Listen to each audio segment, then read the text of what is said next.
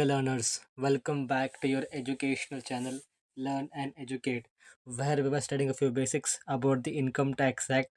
1961. In this video, we would be studying about the zero coupon bond. As per section 2, clause 48, zero coupon bond. Zero coupon bonds are is a debt security which has been issued by the issuer, which is a corporate entity. They are issued at a discount, and the investor who subscribes to the zero coupon bonds does not get the interest, periodic interest, but they are issued at a price which is at a discount price from the face value. And at the time of redemption maturity, the investor gets back the face value and the difference between the issue price and the redemption price. It is the return for the investors. Therefore, the zero coupon bond, as per the Income Tax Act, are the bonds which are issued by any infrastructure capital company, or which are issued by any infrastructure capital fund, or issued by a public sector company, or a scheduled bank on or after the first day of June 2005, which means that on the issue date is from 1st day 2000, from 1st June, first day of the June of 2005, which are issued by an infrastructure capital company, which means a company which is established to make the investments by way of a long-term finance in an enterprise, in a wholly engaged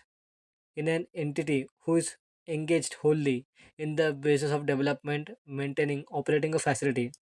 maintaining an infrastructure facility. In the case of building, construction work uh, of the infrastructure projects, and which are issued by the Infrastructure Capital Fund, means a fund which is operating under the trust deed registered under the provisions of the Registration Act of 1908, and which is established for the purpose of raising money by the trustees for investment by way of acquiring shares or providing the long-term finance to the enterprises or undertaking which are engaged in the business, which is referred to under subsection 1 of section 80 IQ, or when the zero coupon bonds are issued by the public sector company. The public sector company is a company which is operating in the businesses and which is authorized by the central government. Public sector company. And the bank scheduled bank is a bank which has been listed in the second schedule of the Reserve Bank of India Act 1934. The scheduled bank includes the nationalized bank, State Bank of India, and its associates, regional rural banks, foreign banks, and other private sector banks which are authorized by, which are mentioned by the Reserve Bank of India Act in its second schedule, and where zero coupon bonds means a bond in respect of which, as already explained, which wherein no payment and no benefit is received or receivable before the maturity or redemption, which means that during the period of its life of a zero coupon bond, during the period of its holding period, the issuer, the issuing company, which is an infrastructure capital company or an infrastructure capital fund or a public sector company or a scheduled bank, they do not provide periodical benefits, and where no payment or benefits is received or receivable before the maturity redemption from those the issuer, and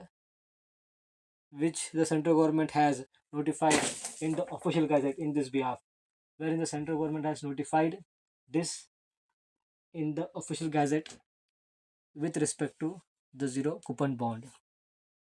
This was the definition of zero coupon bond as per section 2 clause 48 of Income Tax Act 1961.